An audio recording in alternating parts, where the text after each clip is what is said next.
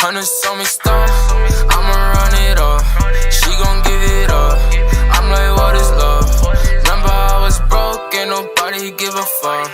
Hater understand, now they love us cause we up. Hundreds on me stop, I'ma run it up. She gon' give it up. I'm like, what is love? Remember I was broke, ain't nobody give a fuck.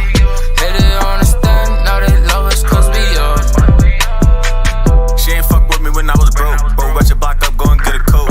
She tryna hang, gotta get a rope. Count dirty money, I need some soap. If you talk out your neck, we come at your throat.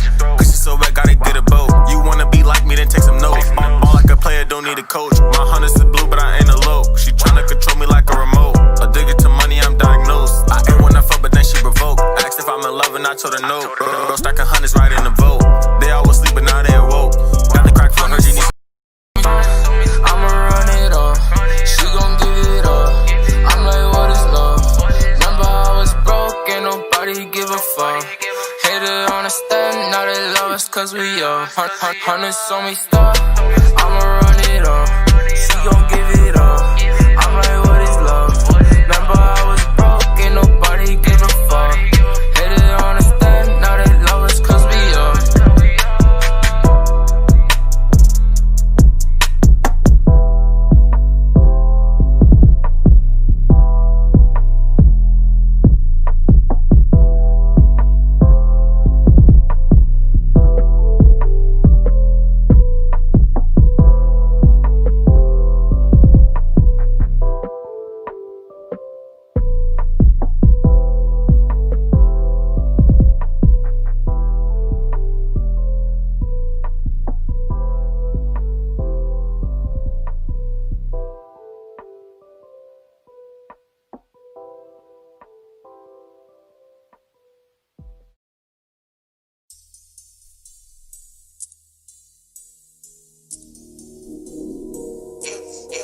I'm back.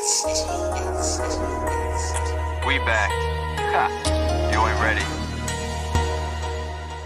Yo, I come through, better come to. Now pick up, finna drop too. Damn, it's so true, keep it up. Catch slipping, gon' get fucked up. I'm on my way, time today for yesterday. Pull up with that Escalade. Only bands can save the day. Extra real, but got no proof. Reppin' up the when you in the booth. Say he trapping, that ain't the truth. Catch you lacking, you slacking too. Not the vibe, yo, that's a lie. Getting by just getting high. You think you fly, but you make them hoes dry. Bitches cry. No DMs to slide, cause you fake. Ain't down to ride, bitch, running high. You wasting all your fucking time. Yo, we got this. Don't be a crusty ass bitch, you know. Listen, I'm gon' pass it too. It's real. Yes. For the money. Bitch, don't test me, you won't pass it. I'm from H-Town if you asking. I'm one deep, no pistol packing. I'm chasing money, ain't no slacking. I'm swinging off the block with ambition. I'ma do my thing before I go missing. Like DJ Screw, we serve sipping. Houston, Texas, trill living. Deuce water, born and raised. So I'ma stay representing till I'm in the grave. Better hate to act right before he misbehaves. And he can pray to God, but he can't be saved. I'm the real deal, I'm Israel. No matter what you feel, I keep it real. Step in the booth, I might getting killed. And I eat good, I don't skip a meal. Never been the one to let a dude talk down. Going up, I don't think I'ma come down. All work, no play, nothing fun now. Got my head up, never put down. Gotta get my money up, cause you ain't living right unless your money's up. I'ma do this, no stopping, it's my way, ain't no jocking. Boys think they can do what I do. Same size, but can't walk in my shoes. I'm a Houston Rocket. For the money going up, and they know they can't stop it. These boys gon' learn a lesson from a Houston Texan with no weapon. These boys gon' learn a lesson from a Houston Texan with no weapon. Is this real? For the money entertainment. Yo, Shade. Yeah. Houston, Texas to Massachusetts. It's going down.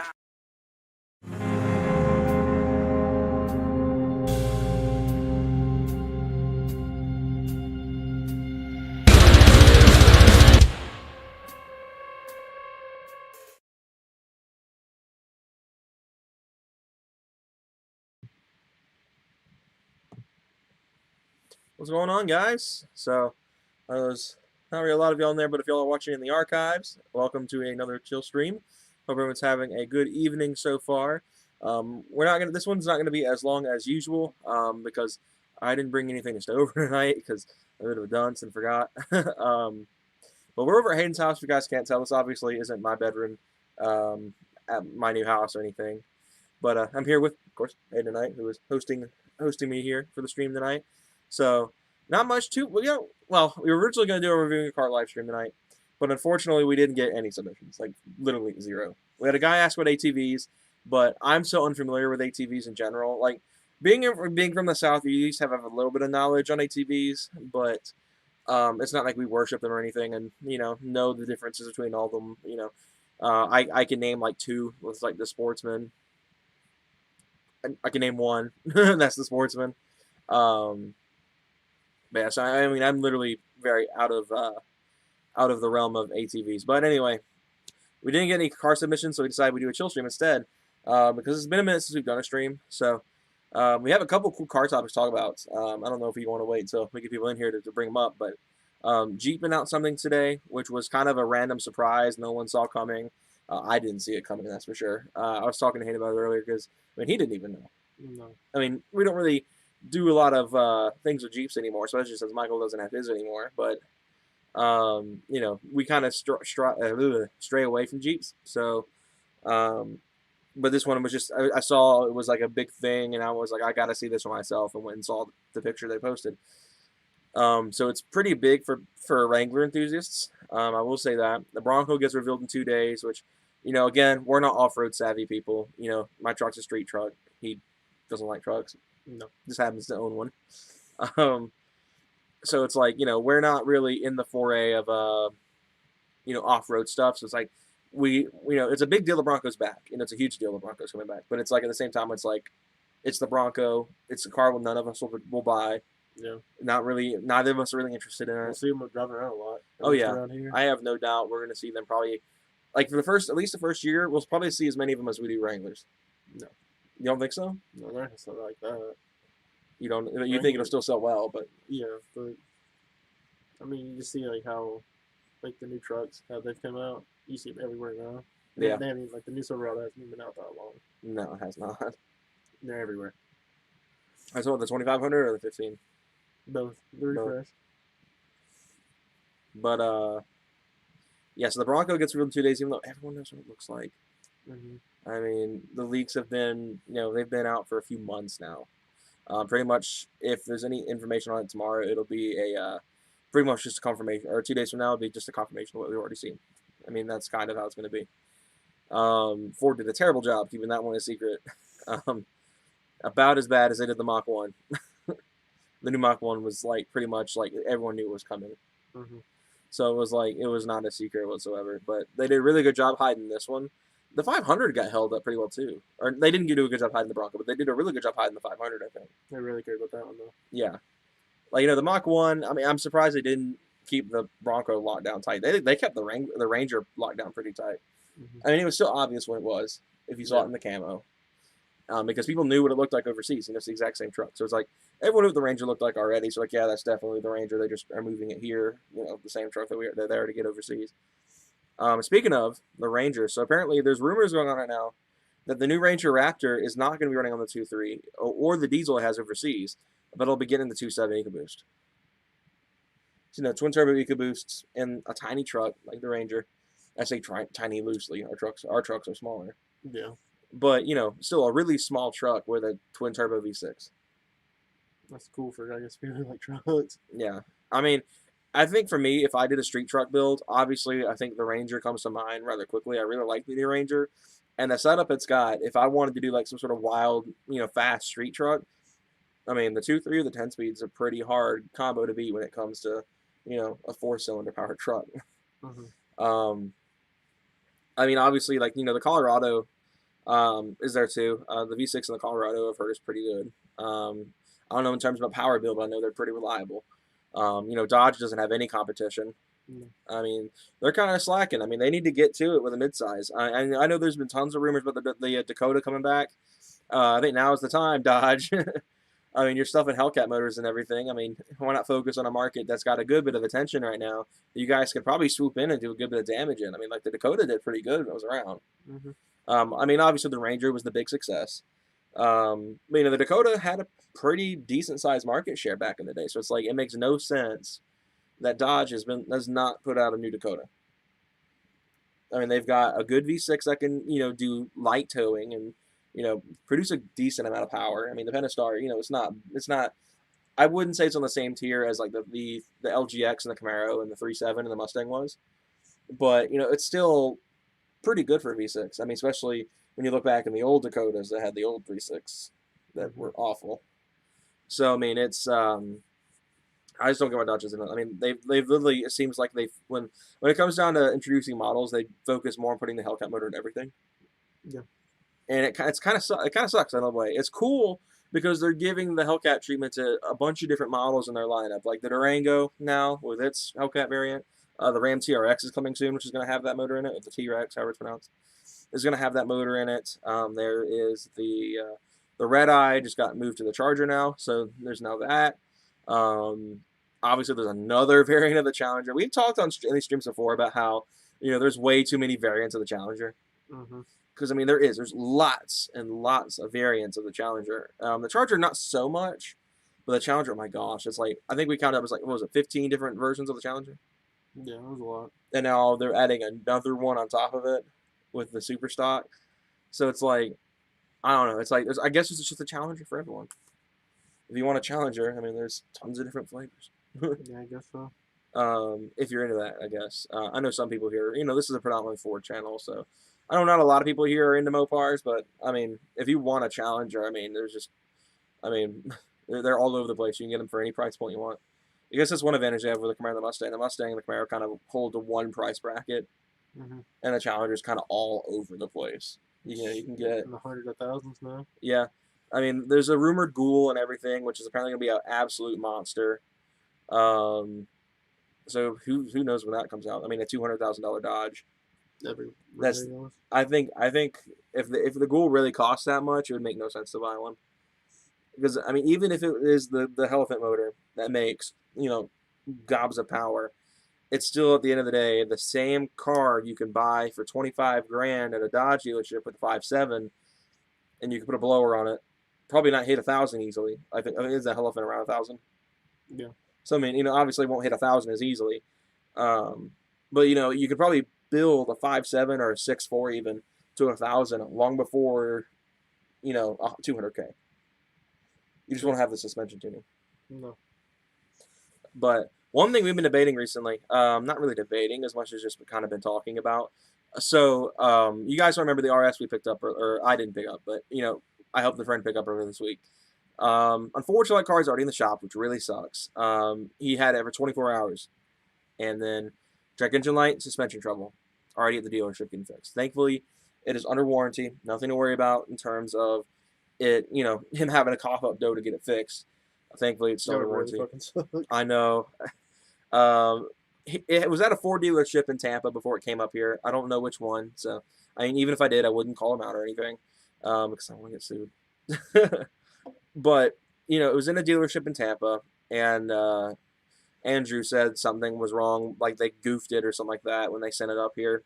So, the car is at the dealership getting cleaned up and getting fixed, and he should have it back hopefully beginning of the week next week. Then he'll be golden, and he'll have his car back, and he can start taking meets. I know it's killing him. He hasn't been able to take it in any meets recently since he got in the car. Yeah. Was he coming down to that one yesterday? If he had it, I think if he had it, thanks Origin. Yeah. I think if he had it, he would have been there. But that's kind of the question. Is like I don't know. It just sucks really bad. Yeah, it does. I mean, he had the car for a whole day. But yeah, we went to the meet again last night. The one I filmed for one of the videos from last week. I'm trying to decide when I'm going to upload that video. Depends on the carbon fiber stuff, which I originally planned on doing today. But I wound up just saying screw it and just putting it off till tomorrow. Michael's going to help me out a lot. I think Hayden said he wanted to kind of come and watch. What? Do all of the carbon stuff. but so that's going to happen at some point. Hopefully tomorrow. And we'll have all that done. I think Michael's also going to bring his tools, and we're going to install my CPU in the Mac tomorrow. So that'll be nice. You bring his thermal paste? Yeah. Right, fine. Yeah, I know. I've had that CPU for 6 months. Yeah, about 6 months. Holy. And it's just sat in the little pink bag it came in. So that'll finally get installed. So I'll have a bit more performance, and that means I can start doing gaming streams. So if you guys follow RT2 at all, because I won't do them on this channel, obviously. This is more of a vlogging kind of life car channel thing than it is a gaming channel. RT2 will probably get all the gaming streams. So if you guys follow that channel along, that'll actually help a lot because I can do gaming streams on there, you know, during the week or something like that. Because I know you won't want to be involved in them because the majority of them are going to be Forza. No. I know you cannot stand Forza. We're not going to play cool games? I mean, we could. I mean, we could play like Rocket League and stuff like that. I mean, if I was better at it, I would be a lot more open to streaming it. Because he can tell you firsthand, I'm not great. I mean, I'm better than I was when I first started playing. I was awful the first time I played around. Even the last time you streamed it. Huh? Even the last time you streamed it, you're better. I think. So I mean, I'm a lot better at drop shot than I am the normal game though. Drop shot is rough. You don't miss it all the time. You get used to the ball game. Yeah, I played on free cam the majority of the time I played early Rocket League. rough. Yeah, but yeah, we can do that. We can do Doom Eternal too, since I have that now. I haven't really played through a lot of it because I mean, I've said before I'm not great at FPS games. I suck at FPS games. So it's like Doom is like even on the easiest difficulty. 2016 was brutal for me, even on the easiest difficulty because I'm not good at FPS. I have the accuracy of a stormtrooper. So it's like, you know, that's pretty bad. But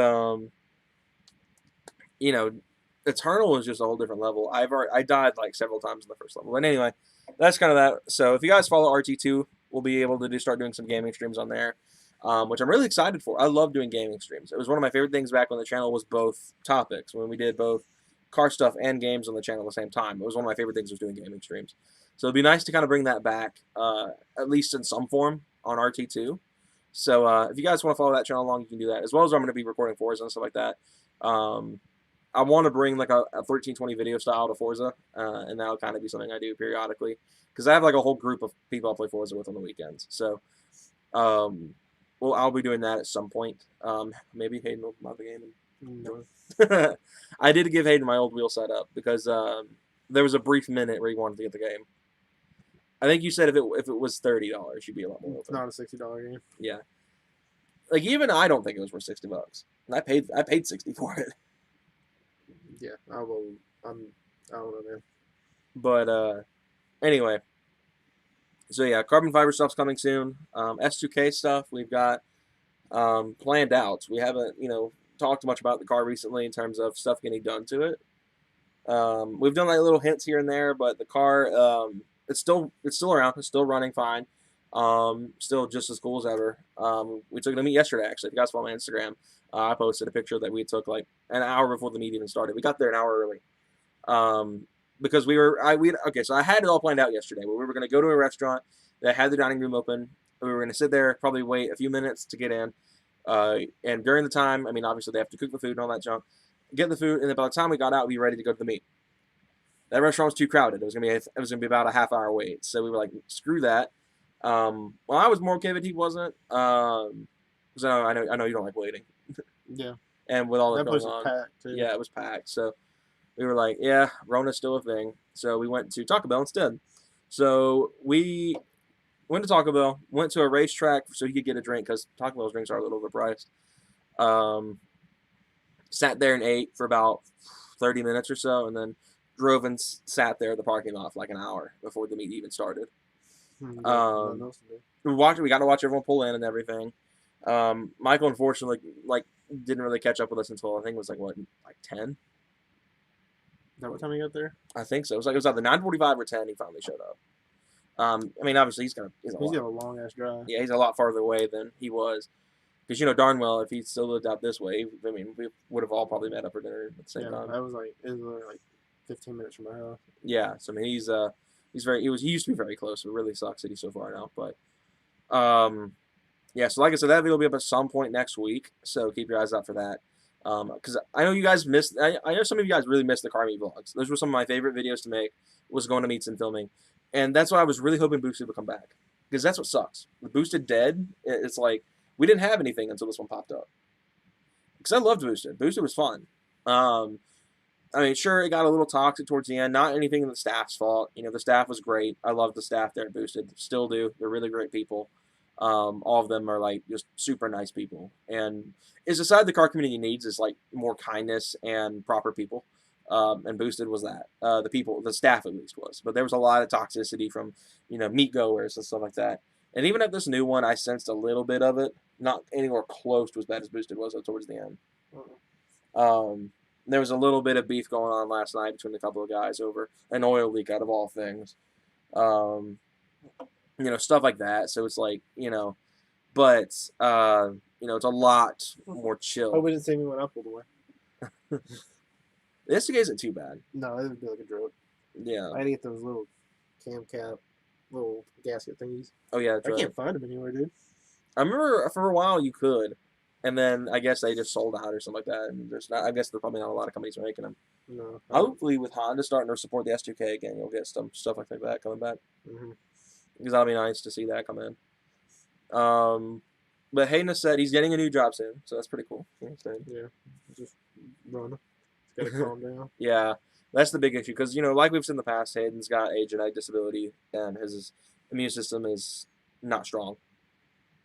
So him getting the Rona is I wouldn't say a death sentence, but it's pretty darn close.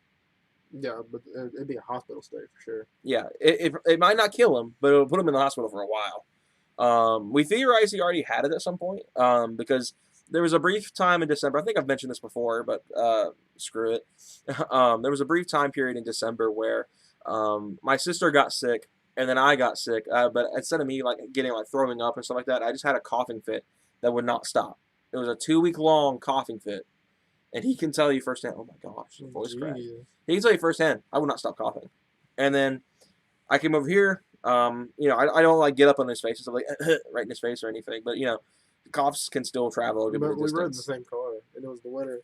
Yeah. With the windows up, we probably coughed. Yeah, and he got it. Was in the hospital, and they did the pneumonia test several times, and they're like, well, it's not testing positive for pneumonia.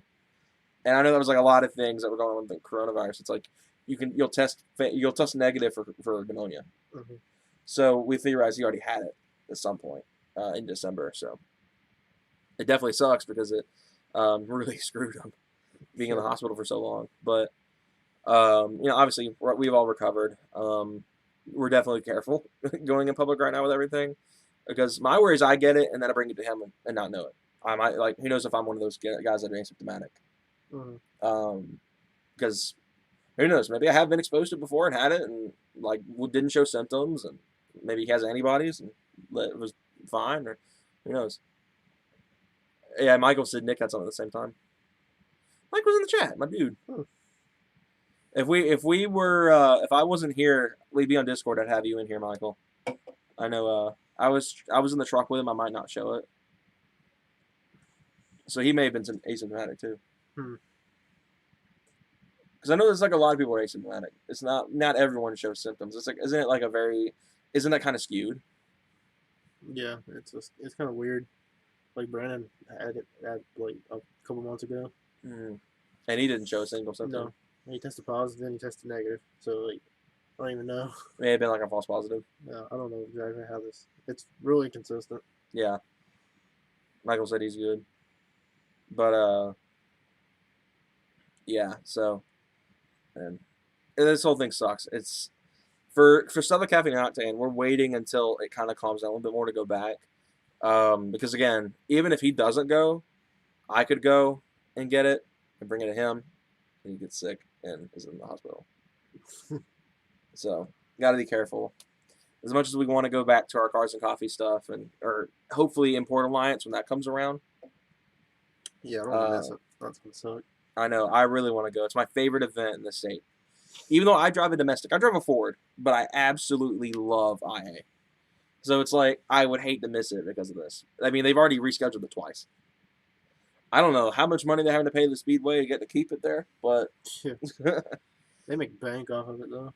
Oh, yeah. There's so many freaking cars. Michael says mom's new car's nice. Mouse Ball's in the chat too. I haven't seen him on here in a while. It's pretty good to see him again. Is it the 5.7 that she got, or is it or she managed to get another 392? Because hopefully she's able to snag another one. That whole situation is just, it ticks me off. It's a lot. Ugh, I told them I'd never look at them the same. So,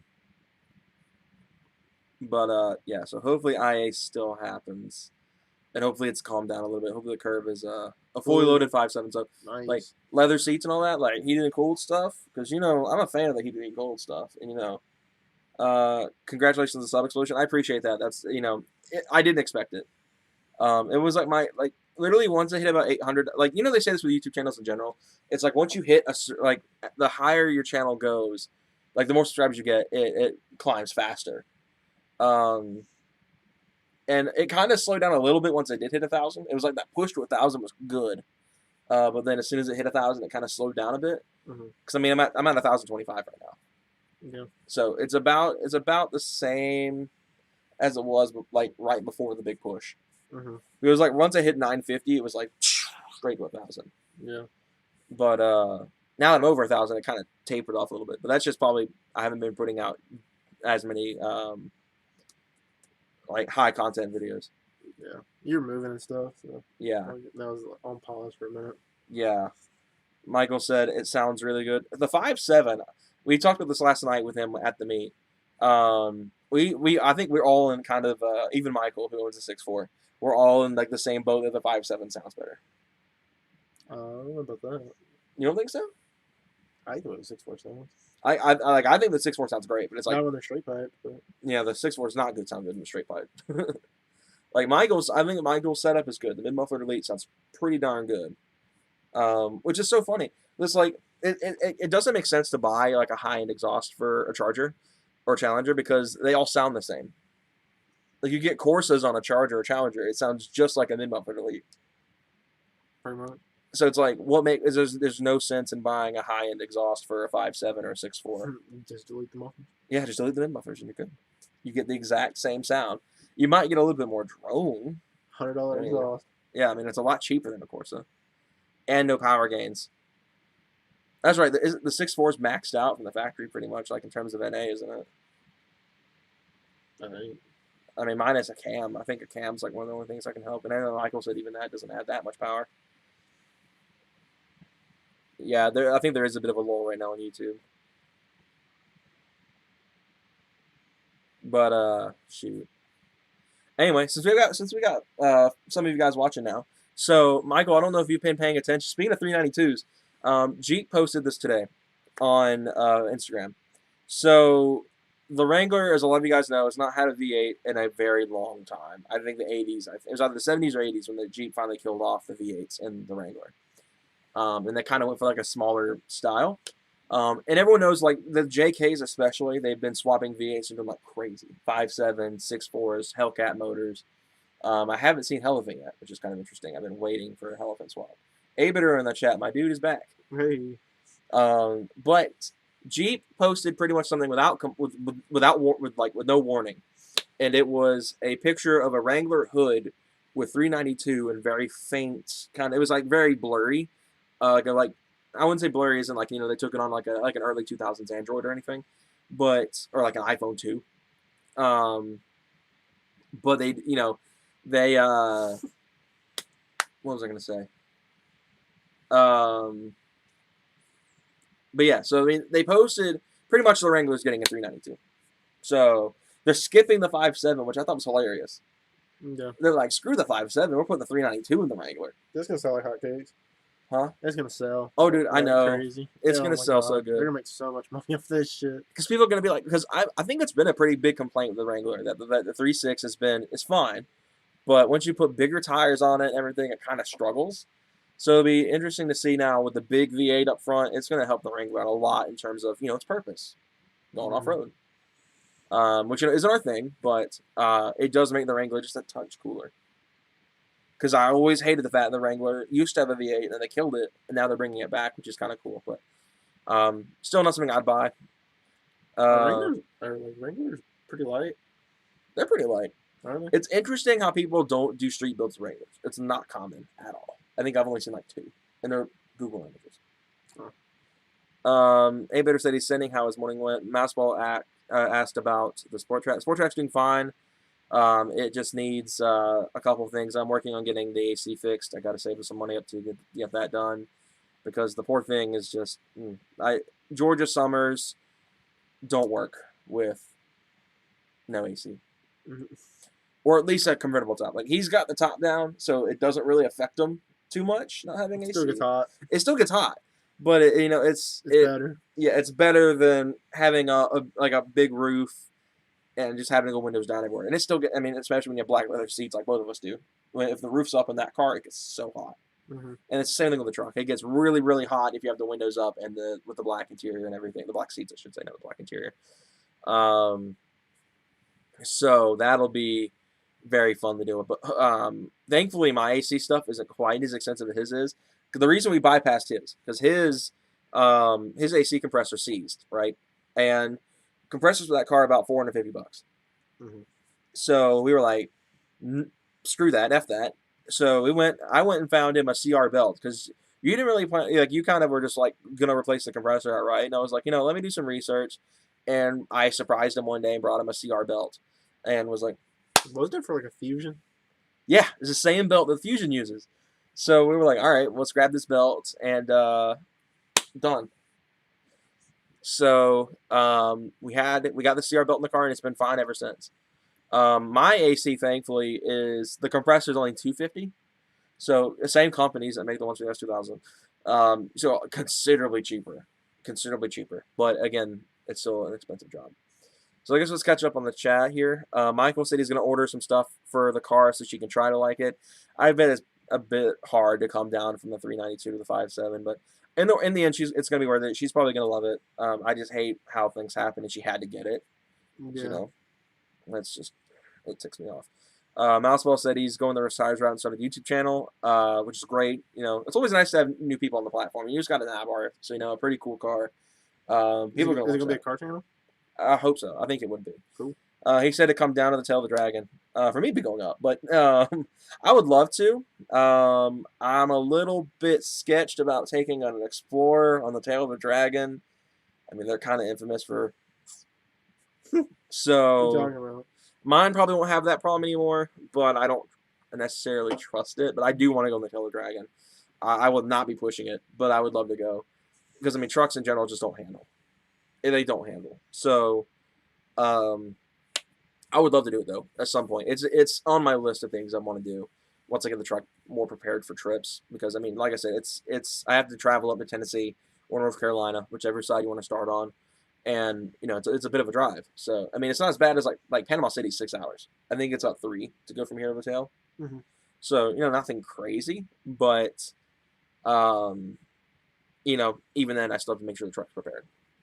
Because I'm convinced it'll make it, but everyone else is like, nope, it's not going to make a road trip. And they're just, like, my parents are convinced that they would not make a road trip. I think it'll make it. I think it would, too. Like, I think it's fine now. I think right now as it sits, it could be hot. It would be hot. But I think as it sits right now, I could take it to Panama City and back and be perfectly fine. Spend a lot on gas, and it'd be a really hot trip. But, A-Bitter said his buddy straight piped his 305, and he'll send a vid. Mouseball said they have all sorts of cars in the Dragon. Yeah, I know it's they tend to have a lot of cars, but I know for a fact that I wouldn't be pushing it hard. So I'd be the guy to have to pull off every so often to let cars pass. Yeah. It took me 15 hours to get. That's right. He lives, I think, like South Florida. Oh wow. So that's a drive. That's a drive. I remember when I went to Fort Lauderdale about, I think, 5 years ago. That was the longest road trip I've been on, and it was misery. Sitting in the back of my mom's van that had barely functioning AC, it kind of worked. That was when it first went out. Actually, it was right before that trip. But 12-hour trip, I was really surprised there was no bathroom breaks. I didn't have to stop. Really? I didn't even have to ask to stop. Me and my little brother were fine the entire trip. We had to stop and get breakfast and lunch. Big drinks from McDonald's and Dairy Queen on the way down. Perfectly fine though, no stops whatsoever. Me and Liam were both just like, we made it. What was really cool, there was a house we stayed in, because we stayed in, it was my family and my grandparents and my cousins and my aunt on that side, my mom's side, were all on this one house in Fort Lauderdale. Literally about a mile walk down the road was a supercar dealership. Nice. So we didn't get to go in, but because the one day we only stayed there 2 days before this cruise went on, and both days it was on a weekend, so they were shut down both days, which was really sad because I really want to go see this car. But they had MP12C Spider sitting up front. They had an H1 sitting off to the side, which is an H1. There was a 458 in there. There was I believe a Gallardo. I can't remember everything off the top of my head. I only remember the Ferrari, the McLaren, off the top of my head. But you know, it was funny because we were there. We were sitting outside the window looking, and also we turned around and the R35 just boom, right by us. Nice. I was like, all right, I could live down here. Cool cars down here. I mean, if you like the R35, which you know isn't really my thing, but people love them. So, Mouseball said they have sorts of cars in the Dragon. To me, 15 hours to get there is crazy, but when we got there, it was heaven. The Dragon is a bucket list drive. I mean, it is for me too. It's a road I've always wanted to drive on. I've been trying for a couple of years now to get, because we go on a family vacation to the beach every year. Probably not this year because this house that we got is a nightmare and is eating up our money. You know, your vacation funds. Yeah, our vacation funds are going down the drain and dealing with this house. So, you know, I've been trying for years to have it switched to go like semi close to the Dragon, you know, like within 45 minutes the Dragon in the mountains. But my mom is more of a beach person, so that's kind of a bit of a struggle. My siblings as well. I don't know, Liam might do it. My sister and my mom probably are like the ones that will be the biggest fight about it, about doing a mountain trip. Yeah. Would you have guests on stream? I know a great stream you can be a guest on. I think if it was like certain people, like especially with you being a YouTuber now, I could probably open up to that. But Doing Joe Rogan. I guess that'd be kind of cool actually, like a podcast of sorts, and have like guests on. I mean, that'd be kind of cool one day. Me and him have tossed around the idea of starting a podcast, but we've never actually done it. So who knows? Maybe we will one day when the channel's a bit bigger. You can join me in Outlaw in the Den Saturdays. That'd be kind of cool. Like, is it like kind of like I guess like the Joe Rogan podcast, for example? I've never watched Joe Rogan. Really? It's kind of like they interview about something like that. Yeah, they just like talk about stuff. Yeah. So I mean, that'd be something I can do sometime. Aviator said he'd be down for one. Like, I love podcasts. I would love to do like an automotive podcast. So who knows? Maybe we'll do one someday. Yeah. We've tossed it around. We just have to get everything set up. So I mean, it'd be kind of cool. We just don't have the equipment at all. I mean, we have a singular 1080p webcam. We don't have like the crazy mics or anything. I don't have a splitter or anything. So that's kind of an issue. But I think it'd be cool to do one. At some point, we just have to kind of figure out how to do it on a budget. It is a podcast, okay. But yeah, I mean, I have lots of cool like little travel stories with cars. Like when I was in Jamaica, there was lots of cool cars that I like that were down there that you don't see here. There was a Volkswagen truck. I think it's not. I think it is the Amarok, the Volkswagen Amarok. Maybe not. Maybe the predecessor to the Amarok. Which is really cool. I've never seen the Volkswagen truck outside of like the old T2 Transporter, the one that's based on a bus. That is like really slow but kind of cool at the same time. That's one of like 5 classic cars. But anyway, as I was saying, you know, the Amarok was down there, which I think is on the same chassis as the Mitsubishi Raider, I want to say. But anyway, as I was saying, the Nissan March, which is a car no one here has probably heard of unless you played Gran Turismo like I did. That's how I even knew what it was when I saw it. It was like the big boy SR trim and everything that, you know, it's a car we don't get here anyway, but you know, it was the big boy trim of the March. And it was the first thing I noticed when we got off the boat that day in Jamaica. Same trip where we were in Fort Lauderdale and everything. But we got off the boat and we were walking around and I was like, okay, this is pretty nice country so far. I really like it. And then we go to the parking lot where all the tours are, and all of a sudden I look over, there's a March sitting in the corner with the big body kit on it. And I was like, is that a March SR? Like, you know, the big boy March. So I was like, that is dope, and I was all over it. Like, with like 5 minutes, I saw it. I will say the area we were in Jamaica, no one knows how to drive. That was probably the There's a free scariest. for all in like other countries like Mexico and stuff. It's a bit On of a the free road, for all. You got. sketchy. It's not like people say Americans drive bad. I mean, if you go to like a different country and like, I don't know if it's because we're American and it's like we go to a different country where it's the norm over there. It's like, holy crap, this is how they drive here. Like, I would love to go all sorts of different countries. I really want to go to the Cayman Islands next. There's an automotive museum on the Cayman Islands that I really want to visit. And I think it would be a fantastic video. I mean, there's automotive museums here in the U.S., but I've heard the big ones in the Cayman Islands, and it's a really good one apparently. And there's not really any here on the East Coast. I don't think there's any big automotive museums on the East Coast. I know there's the Mustang Museum, and I think it's in Virginia or North Carolina, something like that. And then there's the Corvette Museum in Bowling Green. So that's there as well. Minus the sinkhole that opened up. I wonder if they ever fixed that. You know if they ever did put the hole back up and put that rim back together, that all those cars I don't got know. red. I'd imagine so. I would hope so. I mean, it sucks that they lost so many cars that day. That was a nightmare. I remember when that was in the news. That sucked so bad. But, Corvette Museum is like a must-have stop. I love Corvettes, so it's like I'd love to go to the Corvette Museum and check it out there. So it's a dream car, to say the least. Oh, Abeter said they still have those cars on display. Wow, the same ones that were like destroyed in that sinkhole. Like, I'm guessing that's kind of like they're like, this happened. These are the cars that survived it. Said I just need Skype. We had Throttle Neck on last week. I've never heard of him. Abetter said he's looking forward to the Bronco reveal. So that'd be, yeah. I kind of want to see what it looks like. We already know what it looks like. There's nothing new there, but it'll be kind of interesting to see the confirmation of it. Kind of what Ford shows off. But yeah, let me know sometime to do that podcast, and I'll try to jump in on one episode soon. He said, Abetter said he knows the 01 survived, and the C601 was like the one that bummed me out the most because that was at the time it was a relatively new car. I think it was like right before the C7 came out, and then that junk said swallowed them all up. So that's crazy though. Like that was like I remember that came in the news. Was like only at a Chevy freaking museum would that happen. And only in a room that had all the expensive cars in. So it's like. That was a nightmare to say the least. I remember seeing that. I was like, you gotta be joking. The Corvette Museum got wrecked. Yeah, I'm trying to think of all like the cool anyway. We've kind of been rambling on here about the car museums. But yeah, so we'll have some updates coming soon on the S2K as well. Once this whole Corona calms down just enough to where Hayden can get back to work. Like I said, he's got a new job he's getting into, which is gonna be fantastic for him. Because big money. I mean, I think he'd be making more.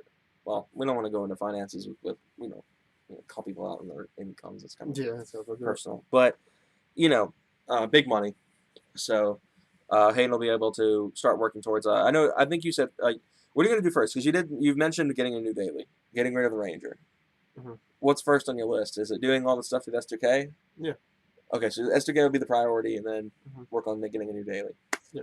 So Hayden's got 2 cars in mind, and I want to see what you guys think of this as well, because he's already pretty much got his mind set on what he's wanting to get for a new daily to replace the Ranger, and I think it'd be pretty enjoyable for people who've watched the channel for a long time. If you guys get what I'm saying, if you guys have seen Hayden on the channel, as far back as when we first met, that should give enough away.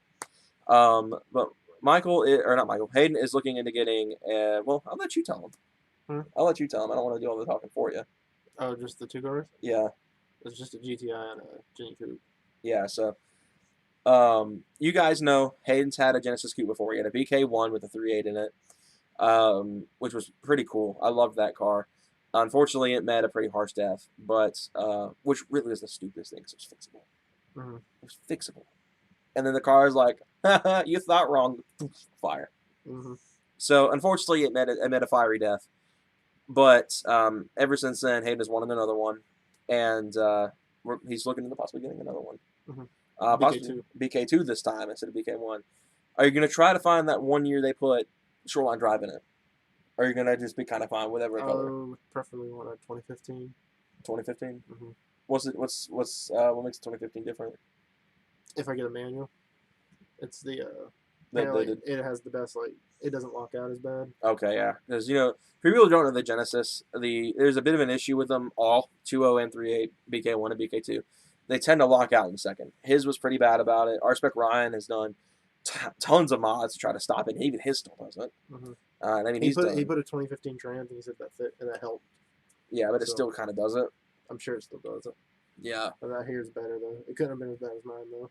Yeah, I mean, I remember. I think there were so many times I rode in the car. I remember the first time it happened. I was with you. Was like, is that normal? Because you were sitting there just slamming into the gate. And I was like, is that normal? He was like, yeah, so that's totally fine. That happens. I was like, oh, interesting. Yeah, you might as well just do second gear pulls. Just don't don't even try to like. rip onto it first. Yeah. Just go ahead and just kind of softly shift it in a second and like. That car was great though, so it'd be kind of cool if he does that. Obviously, the GTI would be really cool. It'd be a really good tie-in to Michael's car, the Speed 3. So that'd be kind of cool. That'd be a cool tie-in with Michael's Mazda. And who knows, maybe I'll follow suit eventually. I've been thinking about it as well. Getting a hatchback. Yeah, getting a hatch. Whether it be like a secondary car, but that's very low chance. Even at the new house where we are now, because technically what we're doing is what's called lease purchase. And it's like you're renting it, but you're responsible for the majority of it. So we don't have like a restriction on how many cars we can have at the house. Like we did the last one, they restricted that pretty heavily. We weren't allowed to have more than, I think it was like 4 cars in the driveway at once. And obviously, with my sister driving, my brother driving, me driving, that would be quite an issue. It's all the cars. So, we'd be pushing it. So we were like, well, at this house we have a lot more space. We have a lot longer of a driveway to fit more cars. We could fit 5 cars in the driveway at once and still have room for everyone to leave. Mm-hmm. So I was like, it would be great just to have a project car now. And my mom still was like not keen on me doing that, which is pretty unfortunate. Aviator said his fuel pump would be fixed Friday. Mousewell Nice. said that the Genesis sounds great and is not too bad for a Korean V6. It really, I've always said, and I will say this time and time again, there's no other V6 that sounds better than the Genesis 3.8. It sounds great. I would not try to build it for power though. That's not what they're good at. Yeah, I got this. they're not power builds, but they are the best sounding V6 on the market. The VQ, no competition. The 4.0, the 3.7, the 3.6, the GM stuff, and the Pentastar, no contest. The majority of V6s and everything, no contest. The only thing that I can think gets even remotely close is the VR6. Mm-hmm. I think the VR6 sounds fantastic. But the Genesis 3.8 is just an league of its own when it comes to V6s. There's just something about it that I absolutely love. And it's like the only V6 car I'm really interested in building. And I wouldn't even build it as a power build. It'd be more of like a show car. Yeah. Put it on air, not letting excessive amount of camber, which I know is the majority of Genesis builds, but Yeah, they're all stance builds. I'm not into stance, but I would love to have a Genesis 3.8. Try to Focus asked if the GTI was an interference motor, and Mouseball and Aviator both said yes, and I'm sure the 1.8 is a valve banger. They still use the 1.8 to this day. I think it is a 2.0 now. I think the older ones like the Mark IV, 3, and Mark V are 1.8s. I think the Mark 6 and Mark 7 are 2.0s. The Abarth has the best sounding 4-cylinder. I think I can agree with that. I think, personally, for stock, the Abarth is the best sounding stock 4-cylinder. But I think, personally, I don't know. I haven't really heard an Abarth with an exhaust recently. It's really between that and like the Focus RS when it comes to like the my favorite 4-cylinder sounds. Out of the turbo realm, at least. When you get out of turbo realm, I really like Honda's motors when they're done right. Like his sounds fine to me. I really like how the S2000 sounds, even how it is right now. I like the SR. The SR does sound great. I love the way the SR sounds. SR does sound great. So it's really a competition between the F20, the SR, the RS, and the Abarth. You don't have to put the F20 up there. Sound is not its strong suit. I know it's not the strong suit of the F20, but it's like I really They don't sound pretty mind. good boosted, but Yeah, I like how yours sounds as it is. Like even with the dump, it's okay. loud.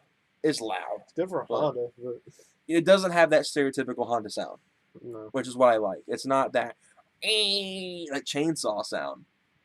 The GTR is the best sounding V6. I have to beg to differ on that one. I really am not a fan of the GTR sounds. It's probably my biggest thing with the GTR is I really don't like how it sounds.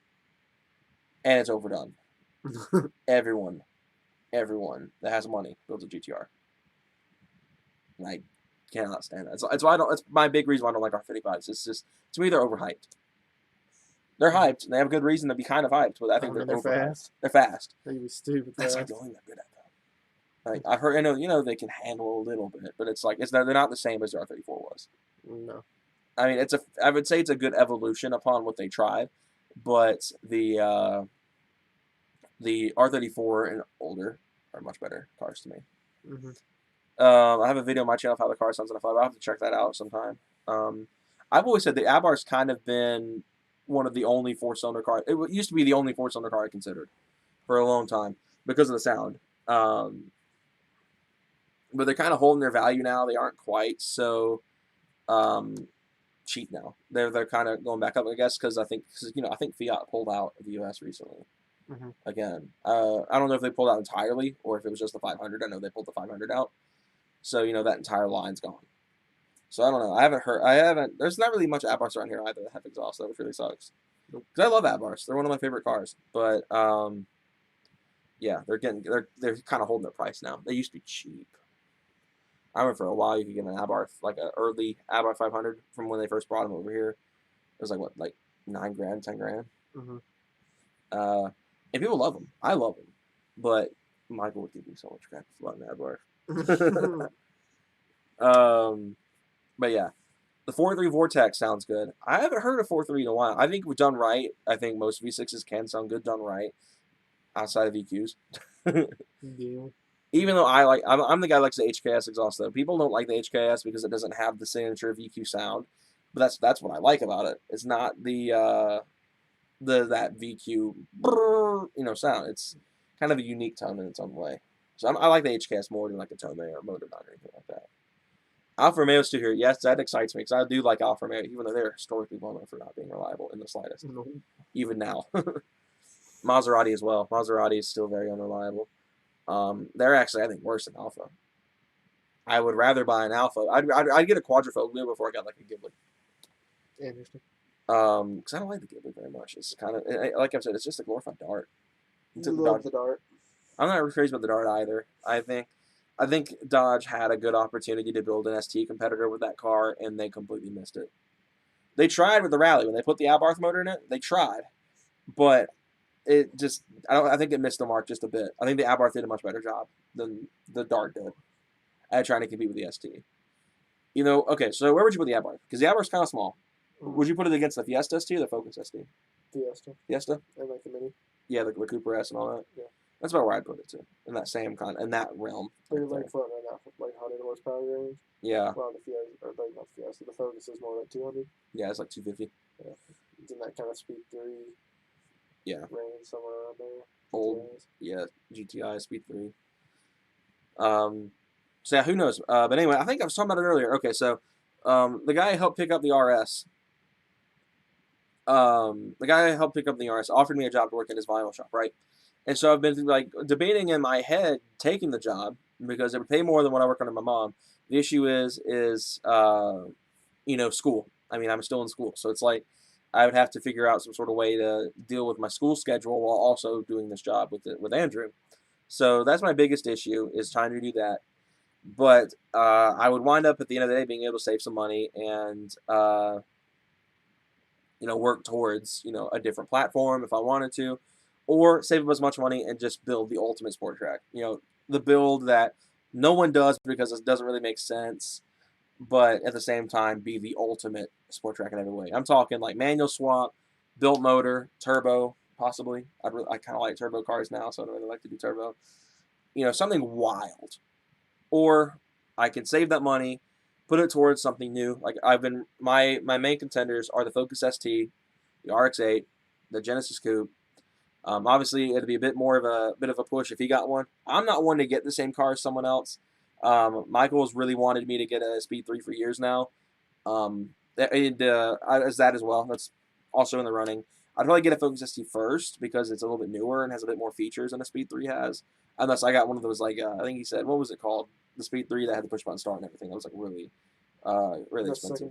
That version of the second gen. Grand Touring or something like that? Something like that. It's one of the more expensive ones. But I think it's between building the ultimate sport track going absolutely wild, doing something that doesn't make sense to anyone and not even remotely financially makes sense, or and maxing out at 400, or getting the new platform that is cool. The RX-8, stay away from the RX-8. I would be getting an R3. I would not get an early model RX-8. The R3 has an upgraded oil port in it, has an extra oil port, I should say, that helps it with the apex seal issue. Because that's a big issue with the RX-8. It's why the majority of them suck and they all blow up, and everyone else swaps everything. It's because they don't have proper oiling in the early ones. The R3 has an extra oil injection port, so it helps out a lot. I've seen so many people in the forums.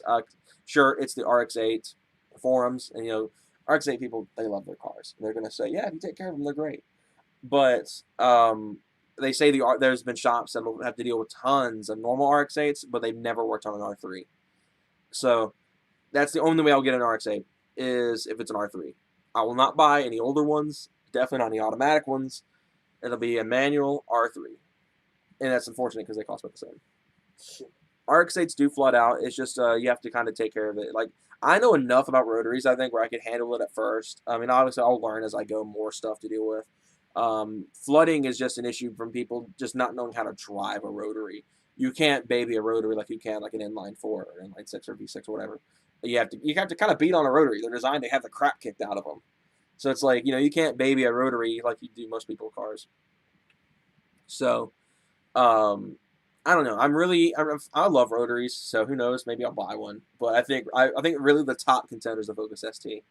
The RX would be kind of towards the bottom. The RX would be more of a novelty. The R3, like, I like how they look. So that's like my big thing. I really would just like, it's the closest thing I can get to an SGK without buying an SGK, I think. Like, even more so than a Miata or Z4. But I think the RX would be the closest I could get.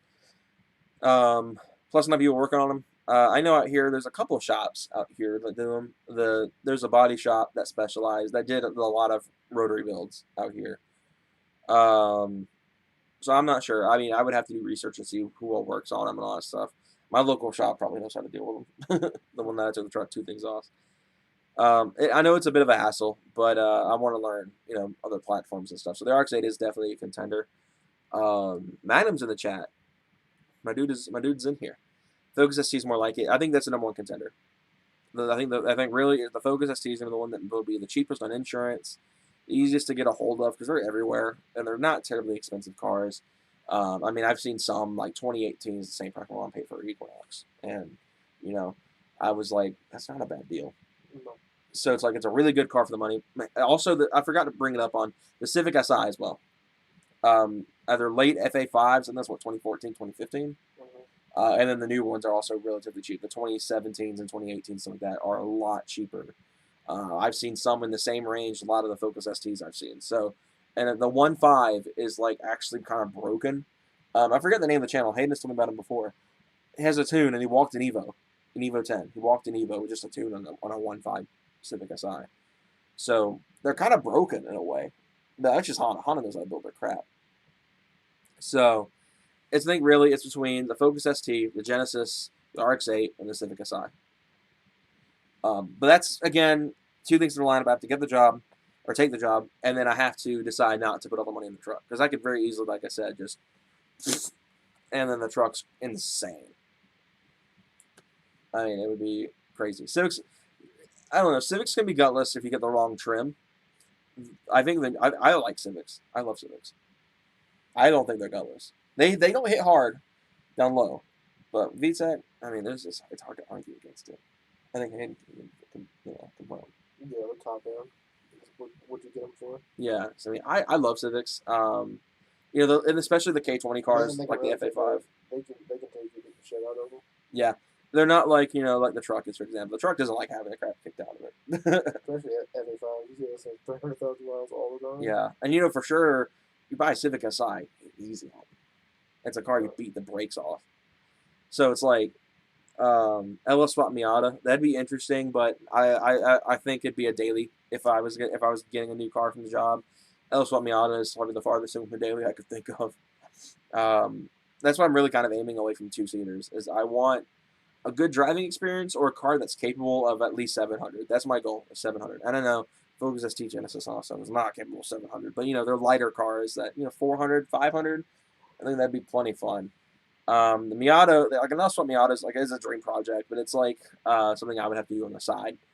And that'd be a drag car. There's no way getting around it. It'd be a drag car, but would not be a good daily.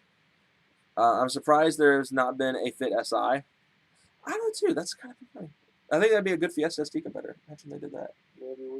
Also, Magnum said he's been on his grind and hustle a new line of work with my old job while my old job went under. That's great you're able to get a new job. I remember seeing a while back you said something. There was a big layoff that happened at your old job.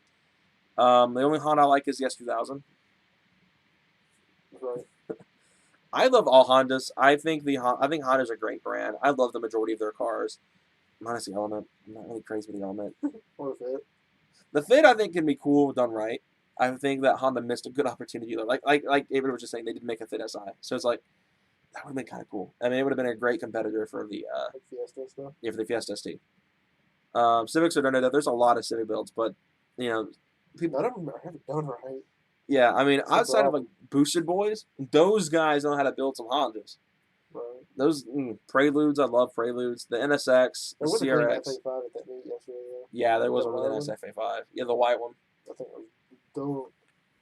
Also, a D-bag car owner wanted me to give his car a jump after he emptied the car all over the park space it was in. They said the rest of the story is going to be in a Monday blog. Screw the Ridgeline. I actually like the Ridgeline. I think it's definitely not the best truck because they're unibody and it's pretty much instantly totaled if you even hit a rock in one. But besides that, they're fine. Honda stepped its game up from what it used to be. I don't know. I kind of think they lost their way a little bit.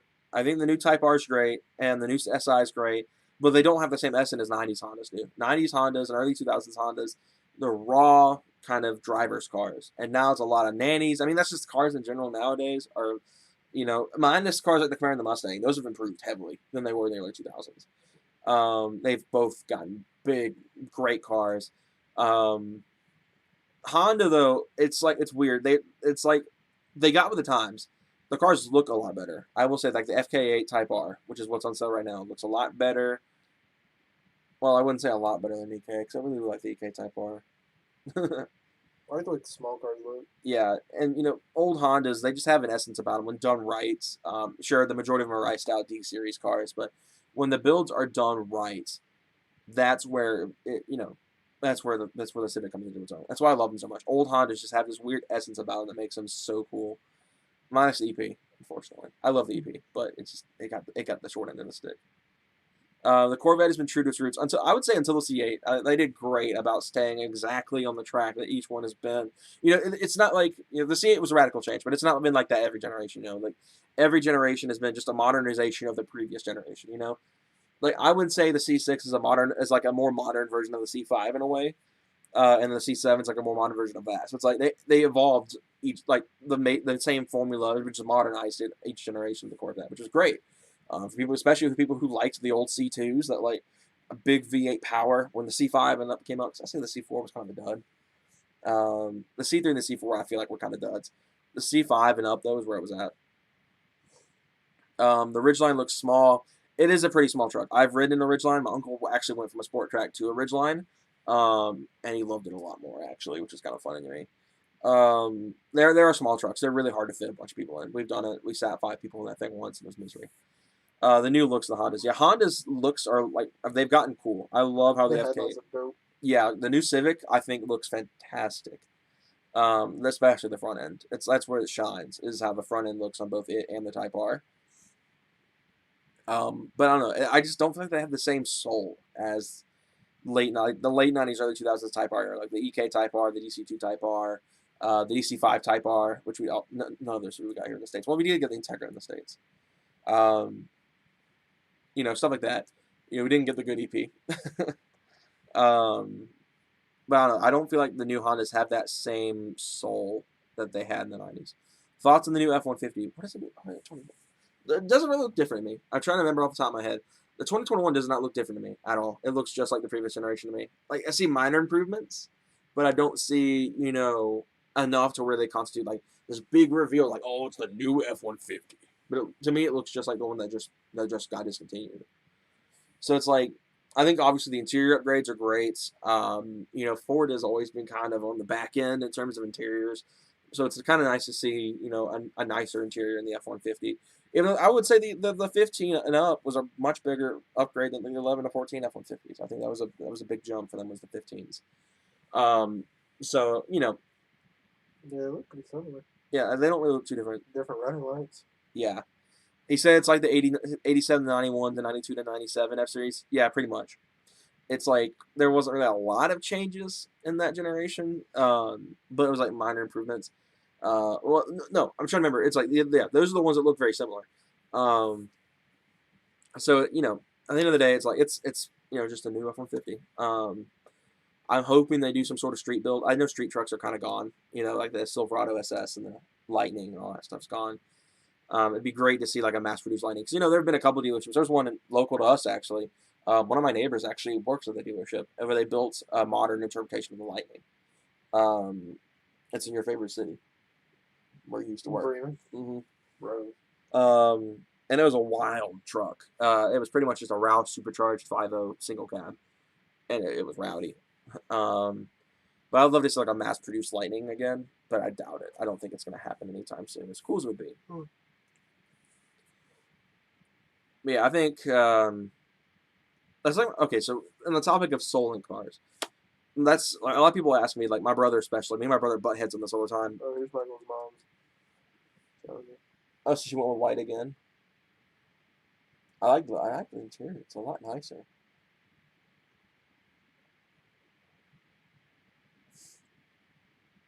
I still hate it for it though. But anyway, we were talking about how me and my brother butt heads on this topic all the time. My brother's a big Tesla guy. My brother loves Tesla. Everything that they make, my brother is about. Does my dad. My issue with Teslas though, they don't have soul. You get in like a really good, like you get into say, like a Type R, like a new Civic Type R, Veloster N, or Focus RS, or even stuff like the Camaro and the Mustang. It's like they have this, they have a character. Teslas, I don't know if it's because they don't have sound or they're really kind of one-trick ponies. They're not necessarily the greatest at handling because they're rather heavy. Teslas are not lightweight cars in the slightest. They're like 7,000 pounds. Yeah, they're not light. I mean, like I just said, they weigh about as much as like an F-150. So it's like they're great at going in a straight line. That's kind of it. So it's like they don't really have a lot of soul to them. They're great dailies. Don't get me wrong. They're fantastic cars to drive every day. I feel like I've never driven one. I want to though, just to kind of see what it's like. But I personally, I don't know. I might be a late adopter in the EV train. I think it would be I'd be a very late adopter in the EV train. The Model Y is like, I haven't seen a Model Y yet. I've seen Model 3s. I've seen the Model X. The Model X is actually kind of cool. I like how the Model X looks. The Model S I've seen countless times now because there's just so many of them. The 3 as well. It's just the 3 is so cheap, they're everywhere. So it's like I like how like the Model X and Model S look. I haven't seen the Model Y yet. Like not in person. I think I've seen pictures of it. I just can't remember off the top of my head. The Roadster is obviously going to be kind of crazy. If that ever comes out. If that ever comes out. Who knows at this point. But it'd be kind of cool to see. Madam City, be right back. Shoot. But yeah, I think my biggest thing with Tesla is they just don't have the same soul. You can hop into an NSX and you have the ride of your life. Even though it's not a breathtakingly fast car, it's just the essence of it being a old NSX. You get the soul of the NSX. You get the handling. You get how the car feels. You get the sound. You get, the legacy behind the NSX. Manual. You get the manual. You get into a Tesla, it's silence. It's tech. It's got a lot of tech, but there's nothing else than just popping down the little shifter and punching it, and that's all it does. So that's really my thing. I don't hate Teslas. I just don't like how there's not a soul. I think that's my one thing I don't like about Tesla. If you make all the Tesla models into an acronym, you get sexy. That's I saw that before. It's like Elon Musk did that on purpose. He's the kind of guy who would do that on purpose. They are heavy because of the batteries the car has. Yeah, that's what does it. It's like Elon Musk did that on purpose, though. He's the kind of guy who would do that. I mean, he did endorse Kanye West for president for a minute. Oh, Jesus. And then he found out Kanye's like stuff, and he's like, oh, I don't know about this, son. It's been a huge meme recently because of that. But yeah. Okay, so we're gonna do a bit of a comparison. I know a lot of you guys are gonna vote one way. Hey, it's not. C8 or NSX? Old NSX. C8 Yeah, you pick the C8. or old NSX? Mm-hmm. You get the soul or you get the power and the modern equipment. I'm probably gonna get C8. Really? Probably. Interesting. I didn't expect you to do that. Oh God, next to go. It's fair enough. You got the other good real drive Honda. Exactly. I'll be alright. That's also something I considered if I got the job. The issue is again insurance and the fact it's a two-seater. Not really the greatest daily. It would be great though to drive. I can tell you that much. It'd be a blast. But I would need something a bit more practical and that wouldn't cost a fortune in insurance. I don't know how you've got no way of paying insurance on that car. $100 a month. Lucky. And this dude's not even 25 yet. All right, so change it up. C8 versus the new NSX. I don't want to get the shit for driving the new NSX. I think it looks better. Yeah, I would the too. new NSX looks better than the C8. I would too. The new NSX does look fantastic. And C8, not to give it any crap for like looking bad or anything. I think the C8 looks fantastic. Yeah. But Yeah, the NSX and orange. yeah, nothing looks beats so the good. one. And we'll probably catch a lot of flack for saying we like the new NSX. You know, some people are so against the new NSX because it's not the same. It's fine. I think it's fine. It's like the Mark V. The Mark V is obviously not the same formula as the Mark IV was. I mean, the Mark V doesn't even have back seats like the Mark IV did. But I still like the Mark V. I think the Mark V is like a really good successor to the Mark IV, even with the BMW partnership. Everyone flipped their lids at the BMW partnership. It's like, I don't really think it's a big deal. To be worse. I mean, it could be worse. They could have partnered with, like, I don't know, freaking, Ford. hey now. Hey now. They could have partnered with, like, freaking, like, Daewoo or something like that. Imagine that. A Daewoo built Toyota. Really? An S197 GT is cheaper in insurance than my truck because of the amount of made to get crashed ratio. Interesting. I wonder if that's why my truck's so expensive. It's because like the whole rollover thing with the old Explorers. Really? It's on the same chassis. Trucks are a little more expensive with insurance regardless. Yeah, it's weird. You think it would be the opposite. But yeah, my insurance, I know it's not great. I think it's like $250 a month or something like that. It's up there. I have the cheapest on the house though. Really? Yeah, Liam's insurance is actually higher, and then the Equinox is above that, and the Mustang Porsche kind of takes the cake. Being the most expensive in the house. Nice. It's not hard to do though. It's a red Mustang. That's what he said. I probably made it more expensive on the sport track. Oh, from this wreck, I forgot about that. But I actually have the cheapest insurance, so that's kind of funny. Well, granted, I think partially it's because the Mustang and the Equinox both have full coverage. Equinox has to, but the Mustang doesn't. But my dad likes having full coverage on it anyway. Yeah. I kind of wish they'd up my policy a little bit because how many mods that thing has now. Mm-hmm. You've only got partial value back. It won't give you unless you get that gap insurance or whatever it's called. The gap insurance is more for like financing. There's I don't know what it's called then. There's like something you can declare like the value of the mods, but it also like jacks your insurance way the fuck up. Yeah, that's right. It would be like not even worth paying it because you'd be paying more in insurance than the mods. Yeah. Much in just like a year or two. That car guy 357 in the market for a C7. What sounds better, 2019 Grand Sport or 2017 Stingray with 3,000 miles? Ooh, that's a hard one. Lucky you're in the market for a freaking C7. Or what sports cars you got to suggest? No, stay with the C7. Stay with the C7. You got it right. You got it right there. Don't go anything else. The Grand Sport or the Stingray?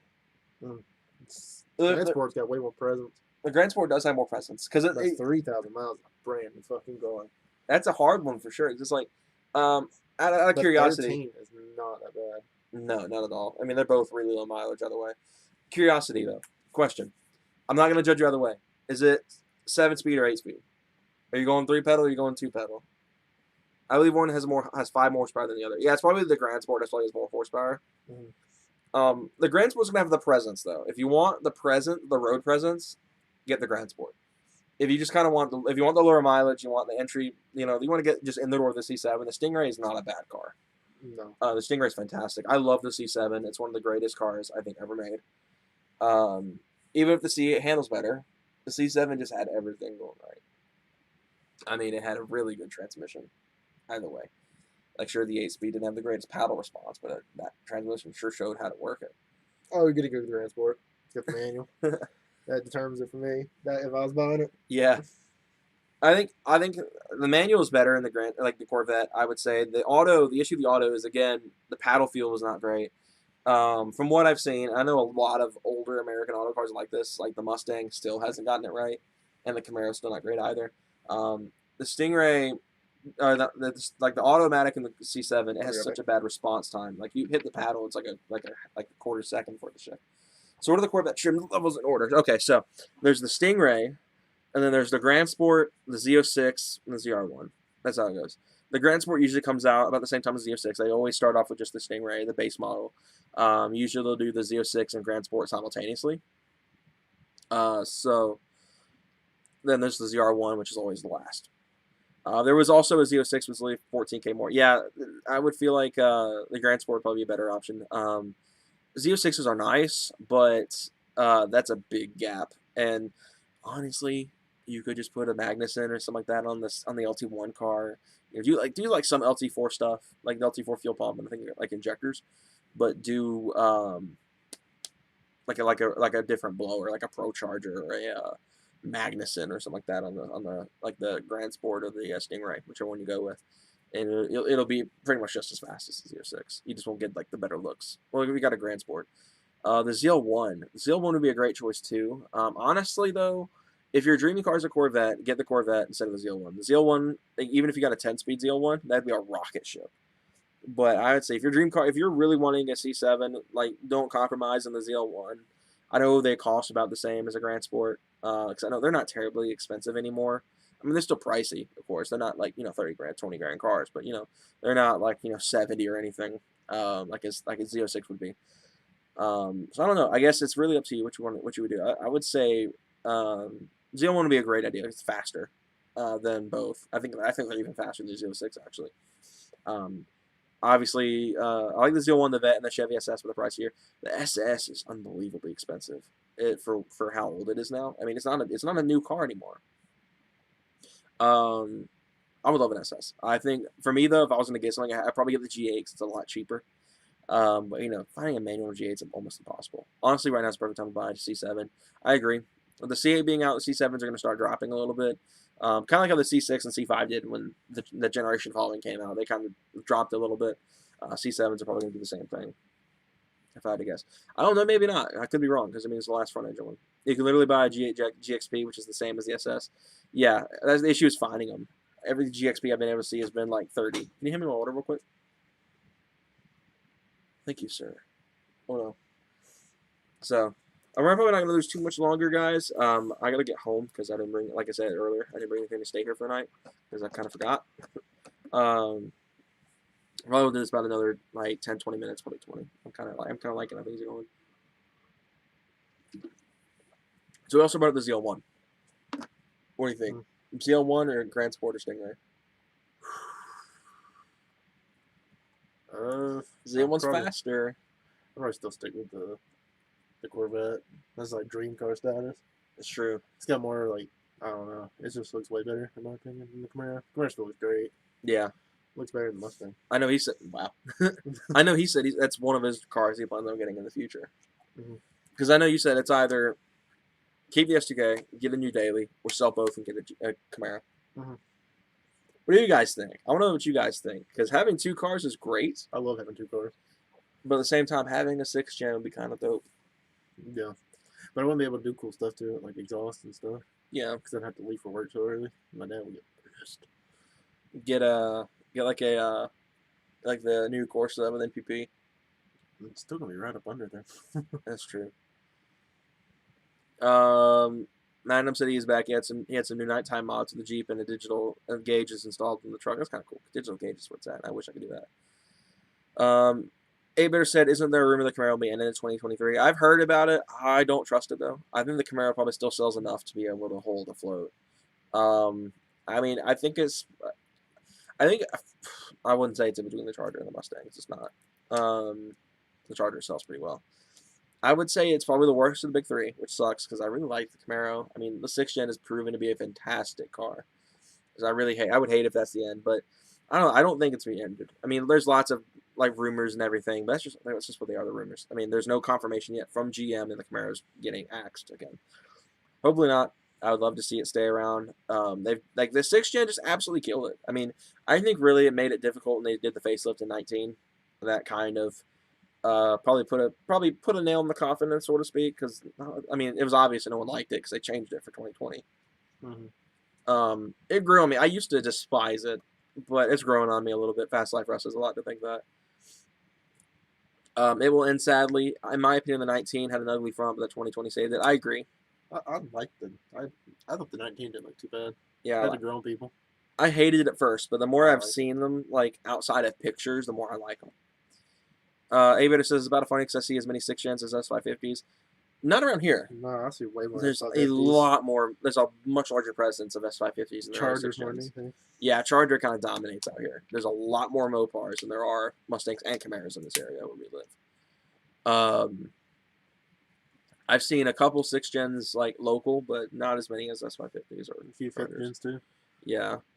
A Dodge Charger RT with light damage was on a lot in Tyler, Texas, and they said they may have to total the car even though I offered to get it as is. That'd be kind of cool. Would you have tried? I'm guessing you probably would have traded in the Magnum for it. That sucks that they'd have to total it, but because I'm guessing it's probably one of the older ones. I mean, it may have been one of the new ones for all I know. But I'm hoping the Camaro stays alive because I do like it. I do like the Camaro a lot. Yeah, it's my favorite. The 6th gen especially. Like I love pretty much all three.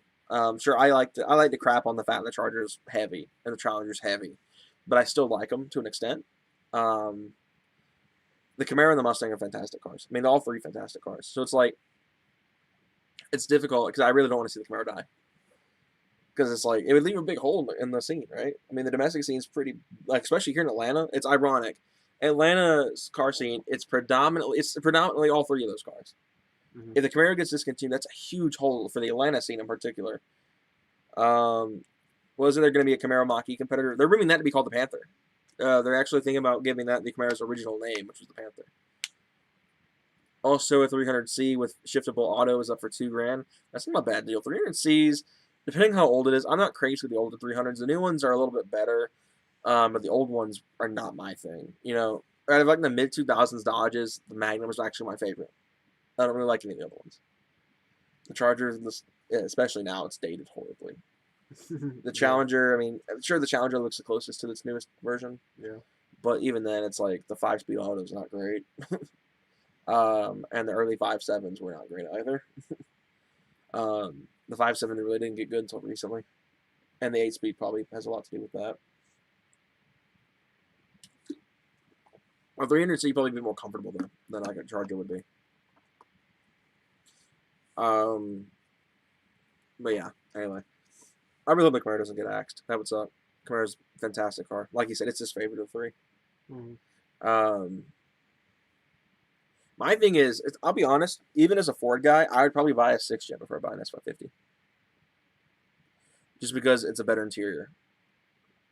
It's better chassis, dude. Better chassis, better interior. I prefer how the LT1 sounds. Like the Coyote sounds great, but the LT1 just kind of sounds a lot better. I hate the 300C. The newer Hemi engines have issues with the cams being higher or something like that. It takes longer for oil to lubricate the whole engine. You can find it on YouTube. I've never heard of that actually. I know about the Hemi tick because Michaels actually does it, which is unfortunate. I know it's a common issue with a lot of newer Mopars is the Hemi tick. I didn't know about the cams being higher or something like that. Right now, the Magnum has a heavy rattling sound at idle and at stoplights, and I do not know what it is. If it's not fixable, I'm going to have to do something. My dude, 6'1" or 392 swap it. Go for it, dude.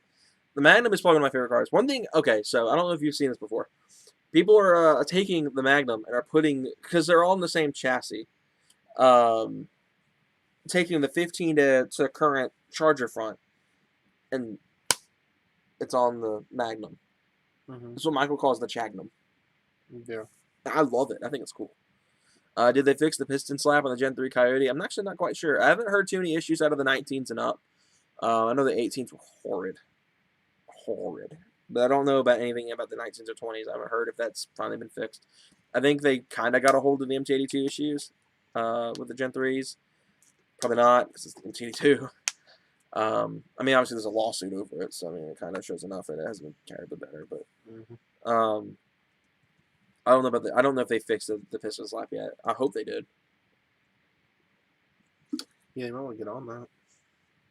Yeah, I mean that's a big deal. I have a lawsuit on that soon if they don't fix that soon. That's one of the worst things. That's what sucks with 18. The 18 and 19, it's grown on me. I really like how the new Mustang looks now on the outside, but it kills me that the reliability shot down. The Gen 2 was such a great engine. They really did not have to touch. Sure, the transmission still sucked, but you know the Gen 2 Coyote was fantastic. They didn't affect the trucks, did they? They did. The Gen 3s and the trucks were affected, but the 10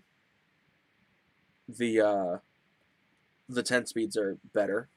Apparently, the early 10 speeds also has a little bit of issues. The 10R80s and the early the first I think it was the first couple batches, the 18s had issues.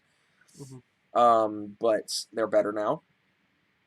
The plan is to get a Charger or a 300C to transfer on mods or most of it to the new car.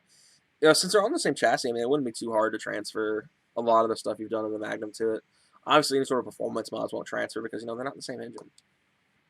Another way to be a 5.7. Unless you got it like one of the Chargers with the 2.7. Because I know you said the Magnum's got it. The 300 though, I mean 300Cs are all 5.7s. So I know a lot of like your cosmetic stuff can transfer there, which will be kind of nice. But yeah, I think I'd love to see someone do like the Chagnum, as Michael calls it, but with all the modern stuff, like the new interior, the new engines, the 8-speed. Just like technically just a Charger wagon. Thoughts on the Durango Hellcat? Okay, so I'll let you start because we talked about. I think we briefed it earlier. What's your opinions of the Durango Hellcat? I mean, everybody knew it was coming, right? Yeah, I mean it was kind of one of the worst kept Dodge secrets of all time. They kept a good secret on the Super Stock. I don't know why it exists, but you know it's there. Whatever, another Dodge model. But would you buy a Durango Hellcat over Trackhawk? I don't like performance SUVs very much. That's fair. I like cars. Yeah. I think it's interesting. I mean, like I said, it was the worst kept secret Dodge tried to do. I mean, everyone saw it coming. I think it was pretty much just a given they were going to do it at some point. They put the Hellcat motor in everything. I think the Trackhawk was enough information to know we were going to get a Durango at some point. I think that was like the unofficial confirmation. It's only 1 year though, isn't it? It's a 1 year thing. It's a 1 year car, which I think is kind of crazy. Because the Trackhawk's been around for a couple years now. They're still selling them like crazy. No, not really. I think they've dropped off. They might have said they weren't selling too well. Yeah. Too much room and no go. I bet they probably weigh a lot, so they're probably not gonna be the fastest things. They'll probably be great out the hole, and then it'll be nothing. They can be all-wheel drive too. I think so. Oh, okay. I think it's pretty much the same thing as the Trackhawk, just in third row. Oh, okay.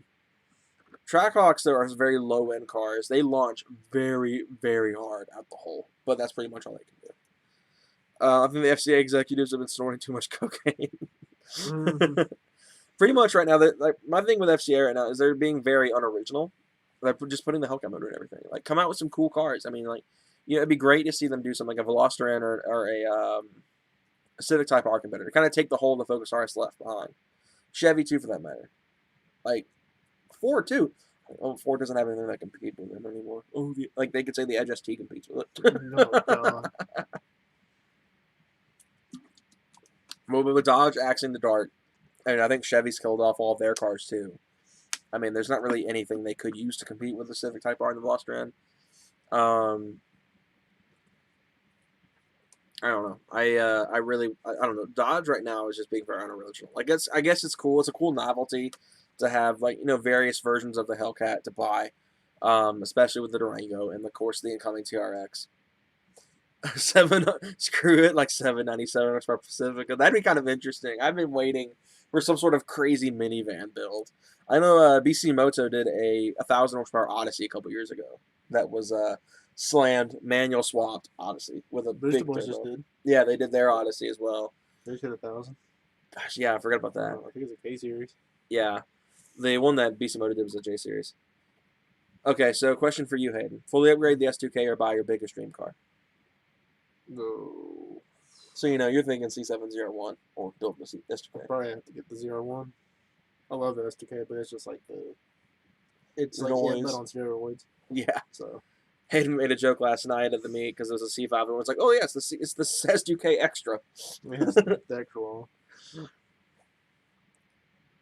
I think it'd be interesting to see someone like build a high performance movement. It would not sell in No. the slightest. It was like if Honda built like an Odyssey Type R, that truck would not sell in the slightest. It'd be cool, but it would not sell. My thing, I think, what ticks me off the most right now is just one car that hasn't gotten the Hellcat motor yet. It ticks me off the most. It's the 300.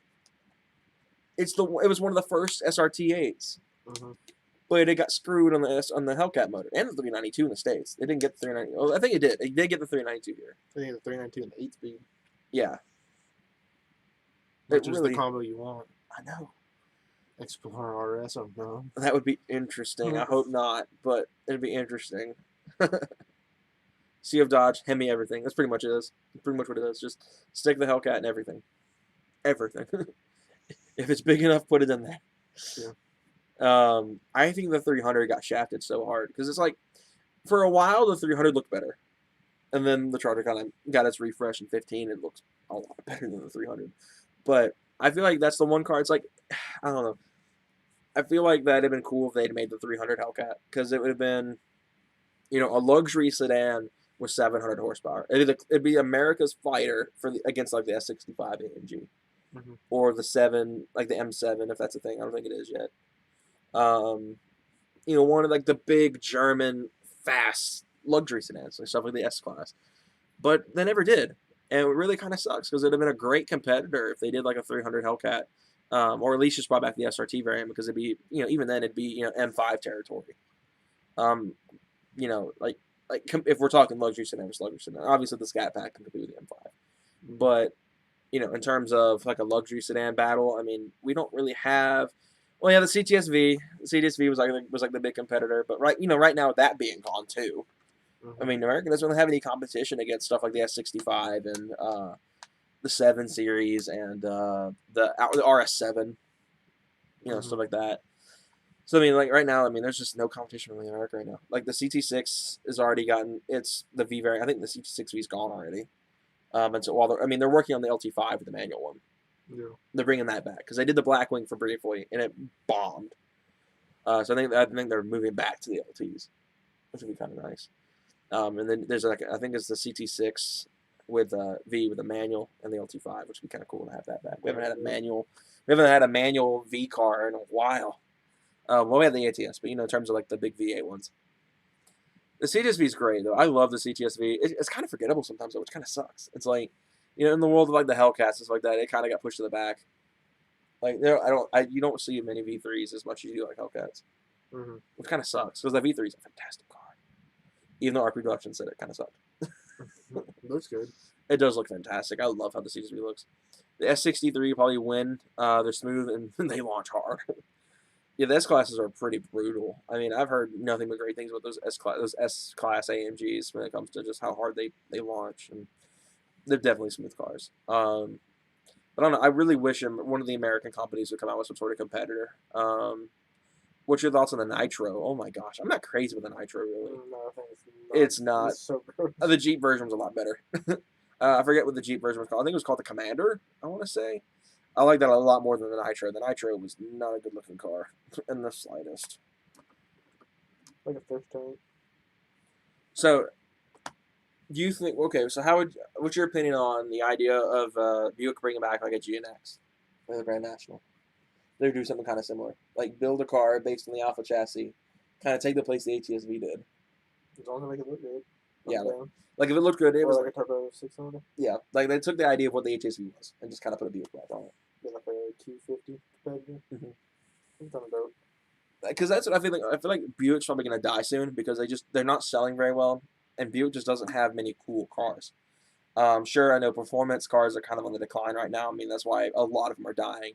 The RS is gone, the ST is gone, the majority of the SRT stuff is limited to just the Charger and Challenger.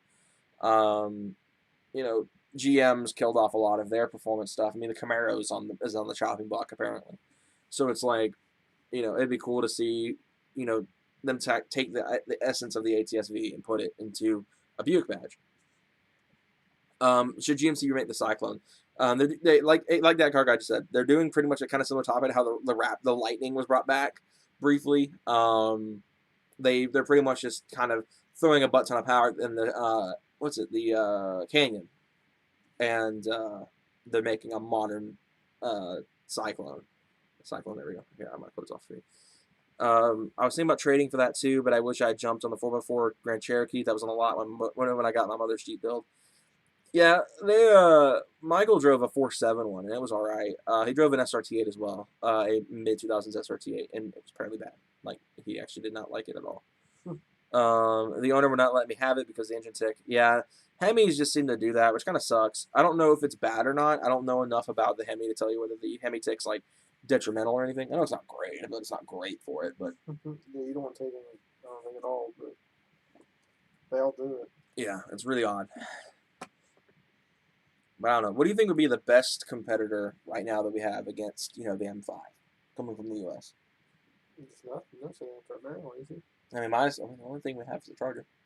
I mean, you have the Charger. Yeah, it's like we don't have the SS anymore. We don't have, obviously, like even the closest thing Ford sold, which was the SHO. Yeah, the Charger. That's gone. The old 4.0s and the Jeeps are unkillable. Jeep brought them back. The same design, probably would sell more and be reliable. I think so. The issue is the 4.0 and the inline 6. Michael can tell you this himself. They're not fast at all. They're so slow. That's where the Pentastar actually, is better in a sense. It's not as reliable. It's not as strong. But they're a lot faster than those old 4.0s were. Wasn't there like similar power to the 3.0 in my Ranger? It made a 195 crank factory. Okay, so it's still a little faster. So I mean, FRSs make more power, but anyway, it's just they're old engines. Buick Panthers, old people, they do, and that's why I think that they're probably on the drop on the chopping block. The GT350, are we talking about? Are we talking about the GT350? I don't know what. I'm confused. I lost my train of thought. The 4.0 is slow but reliable for all driving leagues. It's really good reliability. That's like the heyday of Dodge, in my opinion. Like they had unkillable engines. The transmission sucked, but they had unkillable engines back in the day. But yeah, Buick Panthers still people for sure, and that's what I feel like. What's going to be the end of them is they just don't put any effort into a more younger friendly car. M5 competitor, okay. Well, the G350 would be a bit more closer to like the M6, I would say, than the M5. When I think of an M5 competitor, I think of another sedan. The 350, I think, would be more closer to like the M6 or like the RS5. Not the M5 though. I think the M6 would probably be a better conclusion because you could say the M4 would be a decent competitor. I mean, it makes about the same power. I think the M4 would probably be a bit closer to the GT350. What do you think? Probably. Speaking of, so what do you think of the new refresh of the 3 Series? Haven't seen it yet. The huge grill thing? Mm-hmm. Not a fan. Ruined it. It's not good looking. BMW's really living up to the meme right now. It's the whole meme that the kidney grills get bigger each time they make a new car. Audi RS7 versus the M5 versus the S63. Which one would you pick? I'm not real partial to any of those cars. Yeah. I think for me, it'd be between the Audi and the BMW, because I think the RS7 looks great. But, the M5 is like, I know the most with the M5. The S63 is great. I like Mercedes more than both of those, really, but I don't know enough about them, so they make a judgment. If we were talking about the E55 and the E63 from a couple years back, I would take the E63 all day. But the M5, I think, would probably be my choice because, not brand new ones. So we were talking like the one that they just axed. New Escalade or new Navigator. New Escalade. I think I'll go with that. The Navigator looks pretty good, though the Escalade, they really make them look great. I think I really like how the new Escalade looks. The new Tahoe as well. I'm actually kind of liking how the new Tahoe looks. I think I'm going to go with the RS7. RS7. I hear if you drop a tune on an Audi, you'll screw. My gosh, yeah. We watched videos last week on the TTRS, and it shot up into a dream car. I think for both of us, we both really wanted TTRS. And they weren't so expensive. They're expensive, what they are, but New Prius or kind of Clarity? I haven't done enough research on the Clarity. I'd probably pick the Clarity though. Yeah, I'm a Honda fanboy, so I'm gonna go Yeah, the Prius is like I can't stand it. I just this I hear that Prius name. stigma. I hear that name. And I just have nightmares. They made it so cool. Yeah, They ruined the name. there was a version of it that's a hatchback, and it's like doesn't even make 100 horsepower. Yeah, so I don't think I could rock a Prius. I'll walk. There's nothing like when the CRZ came out. I like the CRZ a lot more than the Prius. Wasn't that a car you considered for a daily for a while? Yeah, manual one. Would you still They now? get like 50 miles an hour. Would it still be a consideration as a daily for replacement for the Ranger? Do you want something that's a bit more practical? I want something a little faster. Gotcha. I don't think that thing would be much faster. 2010 Sport Tracker 2001. Oh my gosh, that's a hard one. 2010. The 2010's got a lot more features, but apparently the Gen 2 has proven to be a lot more unreliable than the Gen 1, which I think already is kind of impressive. The Gen 1's not necessarily the most reliable thing in the world from personal experience. Shoot. 2010 also has the 6R, so it's probably a little bit better on gas. V8. And the V8 as an option. I guess it just depends on the trim. Like, if we're going base model for base model, I'd probably have the 01. But if we were talking, best trims available at the time, 2010 all day. The Adrenaline is just no joke. 2010 because of the 4.6. Yeah, that's probably what I was thinking. I mean, if we were talking 4.0 versus 4.0, the 2001 all day long, because I believe the later It's ones. lighter too, right? Yeah. I think the newer ones actually had more issues with the 4.0 than the older ones did. That's impressive. I know the transmissions had issues, not even with the fragility. Like the 5R is pretty bad all the way around. But apparently the Gen 2s had issues with the shifters. A lot of people put the edge shifters in them. Really? Because apparently the stock Sport Track ones are pretty bad.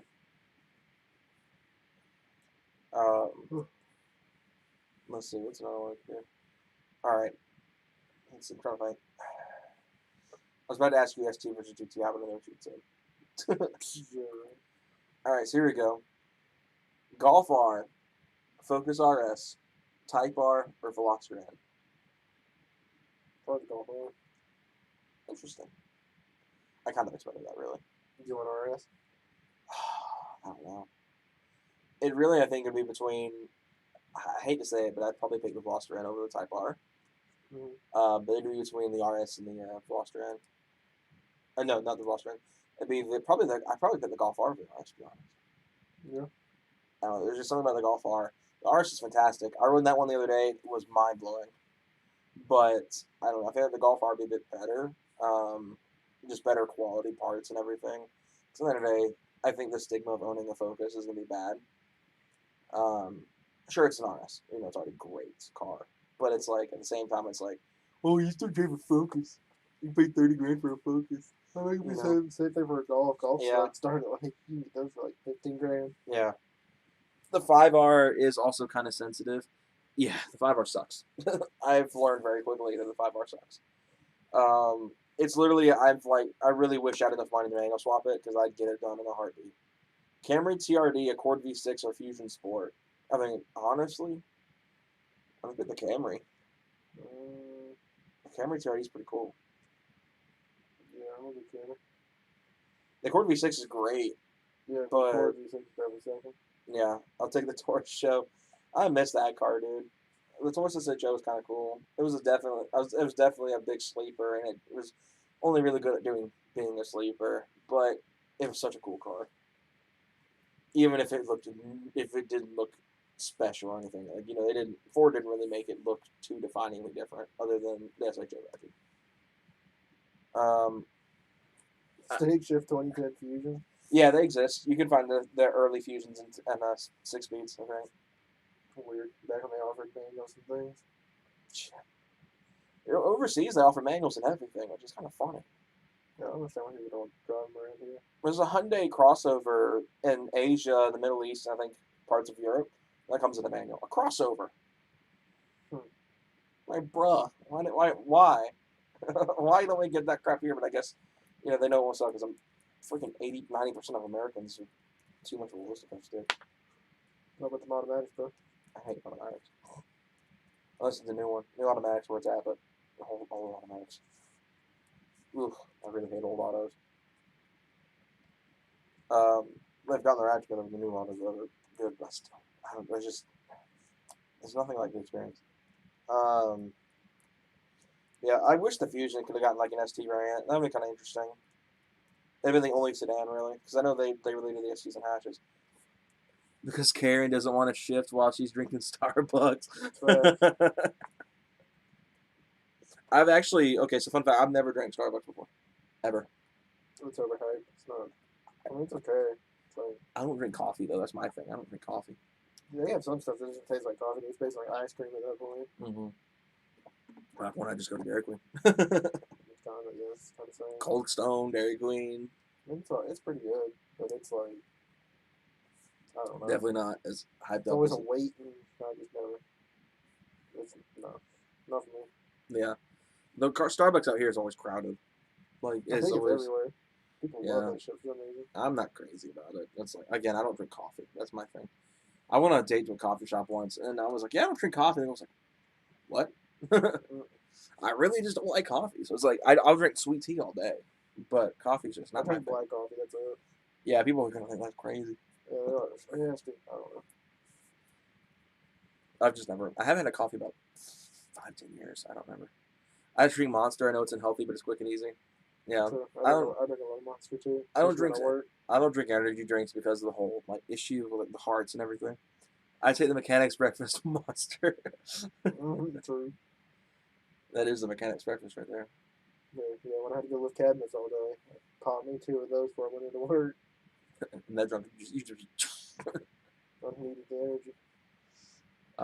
I've never actually drank an energy drink before because I'm so paranoid about like heart attacks and stuff. Even though I know it's like you have to drink a lot to even really struggle with them. Mm-hmm. So you have to you have to drink a lot to deal with any sort of effects. But it's like still I get paranoid. Yet I'm okay with drinking the sweet tea that has like tons of sugar dumped in it. It's pretty good too.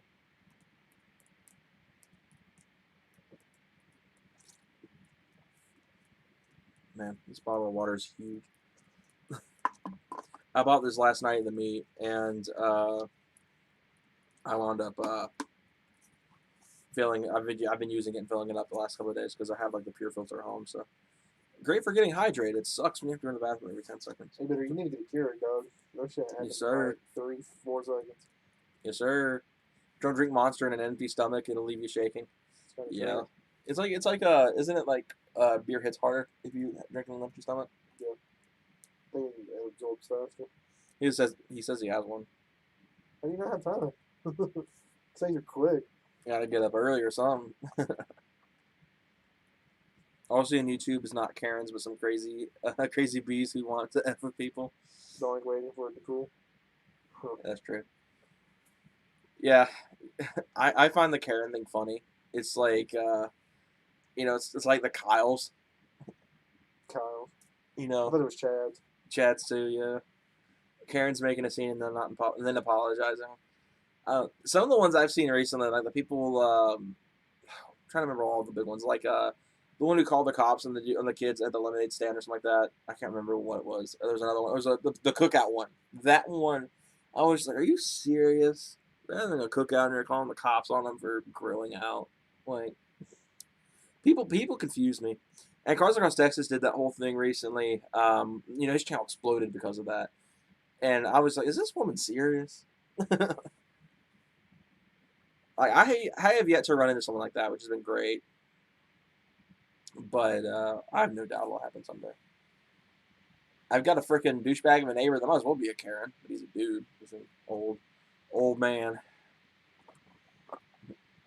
Omen called the cops because kids were selling bottles of water for Disneyland tickets. Yeah, see, that's just stupid. Heartless woman. But let's see what's happening. 7:52. 7:55. My clock feels fine. There it is. But I think you ready to go lock up the night or shut down for the night? Sure, I'm going to sleep. Yeah, so he's gonna head to bed. I'm gonna head home. Hope you all enjoyed the stream though. We've had a lot of fun tonight. We're definitely gonna start doing these. Hey, my dad's name is Brian. We can't call him that. I think we're gonna wrap up the night, guys. I hope you all enjoyed the stream. We've had a lot of fun. We'll probably start getting back in the routine of doing these every week, every Saturday. Hopefully we can get some submissions in sometime soon to do reviewing car streams again because I love doing those. I think we might need a bigger audience before we do another one of those. It seems like Saturday. What time? 9 p.m. Same as we've been doing. Hopefully next time we'll stream from the house. I was just sitting there. I was like, I mean, we were like, well, let's just hang out, and I'll bring this with me so we can stream here.